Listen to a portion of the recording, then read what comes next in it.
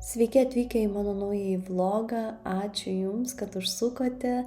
Noriu Jums parodyti, kaip gražiai kyla saulė šeštadienio rytą. Nekreipkite dėmesį mano purviną langą, tiesiog mes čia statom mažylį ir jis pastoviai jį išmurzina savo rankytėmis. Na, pusryčiams šiandien nusprendžiau pasidaryti lietinius. Žinokite, tiesiog paėmiau patį pirmą receptą, kurį išmetė Google, suvedus lietinį. Ir viskas. Šiaip visai patiko, gavosi tokie plonučiai, jų gavosi visai nemažai, aš padariau vaikams su bananais, vyrui padariau su kumpiu ir sūriu, o sau pasidariau tiesiog su raudona žuvyte ir varškės sūriu.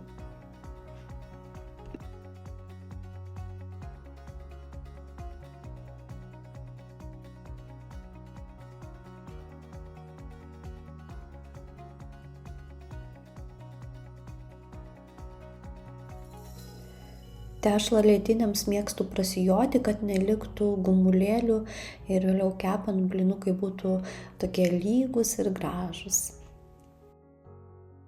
Taipogi palieku tešlą pastovėti bent 15 minučių ir tada pradedu kepti.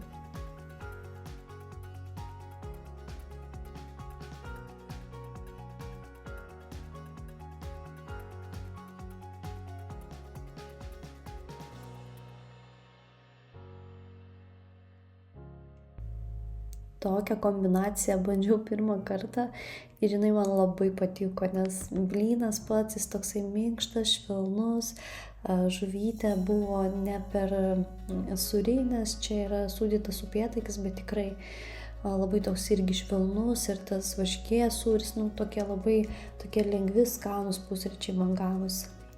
Na, o dabar aš nuėjau į antrą aukštą, man reikia pradėti skalbimus daryti, savaitgalį jų būna tiesiog belenkiek. Dar pas mane tiek yra prisikaupę drabužių, kuriuos reikia susidėlioti, kas jau yra išskalbta. Tai pas mane, žinokit, nesibaigiantis ratas. Skalbyklė, džiovyklė, džiovyklė, skalbyklė, skalbyklė, džiovyklė ir aš tik tais dėlioju. Na, bet taip jau yra, kai yra maži vaikai, kitaip ir būti negali. Čia jūs matote, aš atsinešu drabužius, man reikia atsisėsti ir juos sulankstyti, nes jau tiesiog net neturiu jokių dėžių, krepšių, į kuriuos galėčiau sudėti vėliau švarius drabužius. Šiaip tai yra mano pats nemėgstamiausias užsiėmimas šitas dėliojimas, nes man atrodo, kad labai daug laiko praeina ir jis toks kažkoks veltui. Na, bet kas tai padarys už mane, jeigu ne aš. Taip pat jums gali pasirodyti, kad pas mus jau vakaras, aš čia blynų suvalgiau ir iš karto vakaras. Ne, čia aš jau po pietų buvau, nusprendžiau visą dieną vaikščioti su pižama. Dar buvo šviesu, bet aš užtraukiau užuolaidas, nes mes neturime dieninių ir man kažkaip nejauku be dieninių užuolaidų būti kambaryje. Na, čia tai jau tikrai jau kita diena, sekmadienio rytas, aš atsikėliau, galvoju, reikia pakeisti patalynę pas dukrytę kambaryje ir aš kai užėjau jos kambarį, man lengvai pasakius ištiko mane šokas ir aš pagalvojau, kad reikia kažką daryti ir tvarkytis. Galvoju, gerai, paklosiu lovą ir sutvarkysiu dukros stalą.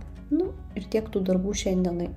Bet negalėjau sustoti, nes kai pradėjau tvarkyti stalą, kai pamačiau, kiek daug visokių tenais nereikalingų daiktų prisikaupė, aš pradėjau matyti ir iš dešinės, ir iš kairės visokius nereikalingus daiktus. Aš nusprendžiau, kad reikia šitiek perstatyti, pertvarkyti kambarį, nes kaip jau ir seniai planavau tą padaryti, tai ir padariau. Iš tikrųjų tikrai buvo visiškai tam planuota, aš norėjau labai ramiai praleisti sekmadienį, bet kadangi buvo laiko, galvoju, reikia kažką daryti, nes tuoj ateina šventės, tuoj visi pradės dovanoti dovanas, vėl visko krūva, vėl viskas, bet kai bus sukišta, jeigu aš čia nieko dabar nesuorganizuosiu, nepasidarysiu, todėl nusprendžiau, kad reikia kažką daryti. Čia dar matote, kraunu viską į šitą lentyną, o po to aš nusprendžiau, kad šitos lentynos čia nereikia.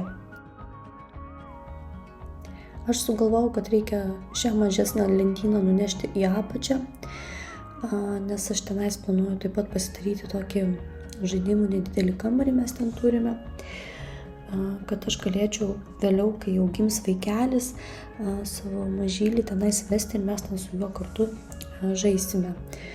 Kad vaikelis galėtų, pavyzdžiui, pamiegoti ramiai, pabūt. Tai vat. Aš labai atsiprašau už savo balsą, man jis tiesiog nusėdo, nes aš, žinokit, susirgau po savaitgalio, atkritau, galimai dėl to, kad vaikai sirgo ir aš kol juos išgyžiau, tai ir pati užsikrečiau. Tai va, tai visą savaitę taip šiek tiek prastokai jaučiausi, buvo pas mane sloga, kosulys, bet nieko. Po truputį vis tiek aš kažką dariau, šiek tiek filmavau.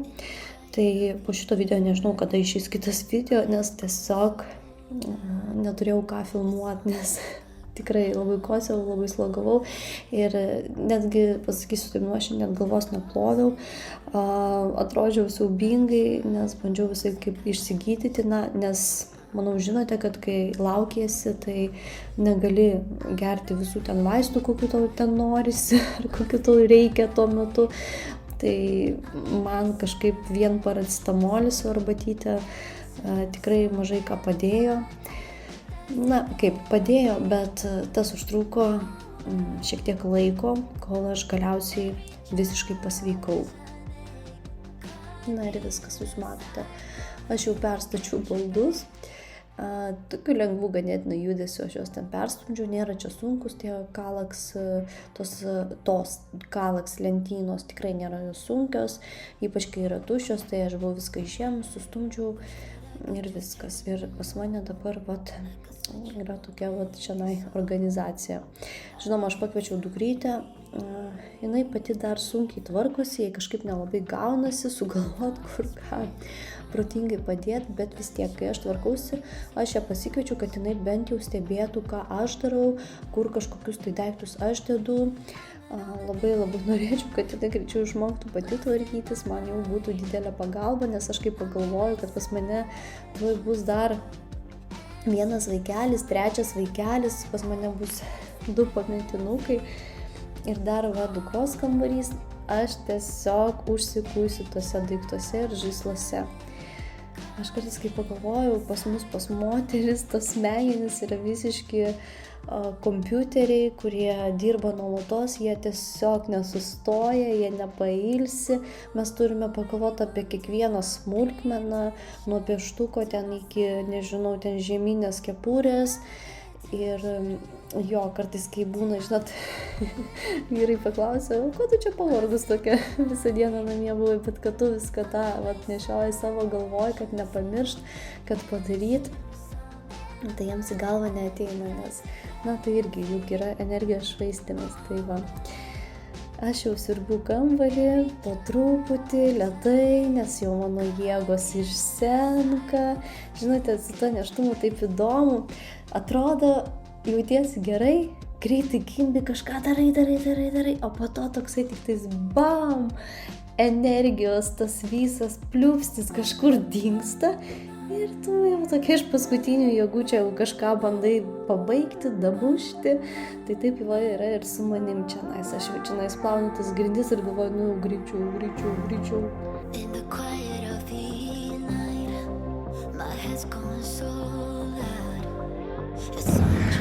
Merginos, pavyko man šitiek sutvarkyti dukros kambarį. Galvojau, kad tik stalą nuvalysiu ir tiek, bet kai pradėjau tvarkyti, aš supratau, kad neapsieis čia vien stalų, nes tiek visokių nesąmonių, visko valiojasi. Gerai, kad buvo vandens, tai aš geriau, mane taip troškina. Tai dar tikrai nebaigta čia tvarkytis, reikės langus išsiplaut bent jau iš vidinės pusės.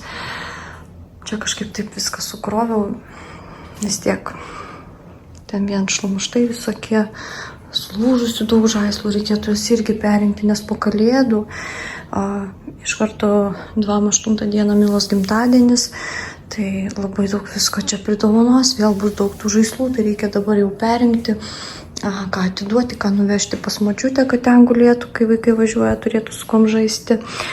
Tai bus. Virtuvėlės čia irgi nebus, mes išnešim į apačią, nes aš ten apačioje kambarėlėje darau sūnui tokią žaidybinę erdvę. Nu, kažkaip taip. Kol kas taip bus. Ir lovą mes keisim. Čia IKEA lova. Jinai yra dabar prailginta šiek tiek. Mes, žinai, net čiušnių čia neperkam, nes, mes žinom, kad mes po naujų metų pirksim tiesiog naują lovą, tai nematom prasmės. O jinai mėgsta šitą apklijuoti viską, jinai pas mane, žinokite, piešėja 3000. Piešia be sustojimo. Ką padarysi, vaikas nori, vaikui patinka, vaikui reikia leisti. Dabar tvarkysiu vonios kambarį, tai tiesiog padarysiu. Viskas. Susitvarkiau, grindis išsiploviau, vonių išsiploviau, praustuvę išsiploviau, galima čia eiti. Baigiau su tvarkymus, tai nusprendžiau, kad reikia šitiek išvažiuoti iš namų, pravėdinti galvą, tai nueisim iki Maksimos su dukryte, o vėliau dar gal užvažiuosime į kokį Sensėjų, Pepko, tiesiog šiaip pasižiūrėti, ko yra, kokie ten jau kalėdiniai visokie atributai yra išdėlioti. Ir galbūt kažkur užeisim užkasti. Tai mūsų kartu. Varom. Ką, merginos, keliaujame kartu su manimi į Maksimą, pasižiūrėsime, kasgi ten yra naujo. Tai iš karto užėjus mūsų pasitinka advento kalendoriai vaikams, tai šokoladiniai. Mano akį patraukė štai šis, čia aš taip suprantu, yra kažkokios tai knygutės, pasakos, aš jį kaip paėmiau, galvojau, žinokit, numesiu ant žemės, nes toks sunkus, o Jėzus. Tai bet ir brangus, jis virš 30 eurų kainavo. Tada, žinoma, mano akį patraukė papuošimai ir dabar aš žiūriu ir matau, kad reikės dar grįžti man į šitą Maksimą, nes ten matau, ko man reikės. Tai ten, kur stovi tos dirbtinės tokios gėlės, tai ten man reikia. Ir ką norėjau pasakyti, žinokite, mane labai nustebino indų pasirinkimas. Tikrai yra gražių indų. Šita pjaustymo lentelė, jinai man labai patiko, nes, čia visiškai toks mano stilius, man patinka. Tas toks medienos braižas, taip pat žaislai, daug žaislų, minus 40% nuolaida, labai patiko tos taurės, bet nuėjau į šoną, nes iš galo stovėjo moteris, nežinau, ten mane pradėjo taip vos nestumdyti, tai galvoju, gerai pasitrauksiu. Tada čia žiūrėkit, šitie indai tai yra topas. Aš, žinokite, lauksiu, kada Maksimoje bus nuolaidos indams ir atvažiuosiu šitų indų. Jūs pasižiūrėkite. Kosmosas, jie labai gražus. Žinot, kokius indus man primena? Iš H&M kolekcijos. Ten yra tokia rožiniai ir kreminiai indai. Tai Maksimui tokie balti atsirado šitas lėkštutės, tai tiesiog pavergė mano širdį. Ir toliau jau ėjom apsipirkti. Čia dukra bandė mane kažkiek filmuoti, tai aišku, mums čia sunkiai kažkas sekėsi, nes mano dukra tai tiesiog paima kamerą ir bet ką filmuoja. Tai užsipirkom, iš tikrųjų atrodo ne tiek daug pirkom, bet išleidom 108 eurus.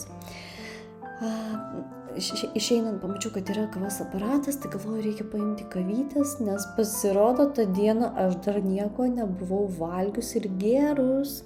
Įsivaizduojate, aš tik vandens buvau atsigėrus. Tada galvoju, reikia bent jau kavos išgerti, kol važiuosiu namo. Viskas, susidedu savo pirkinukus ir keliaujam. Čia aš jau mergaitės namie, noriu parodyti, ką buvau nusipirkus kalėdoms. Norėjau puošti viską raudonai, bet vyras pasakė, kad raudonai negalima, kad gyvatei nepatinka raudona spalva, tai persigalvojom. Tai važiuosiu kažkokių tai naujų dekoracijų ieškotis. Viskas, mergaitės, ate.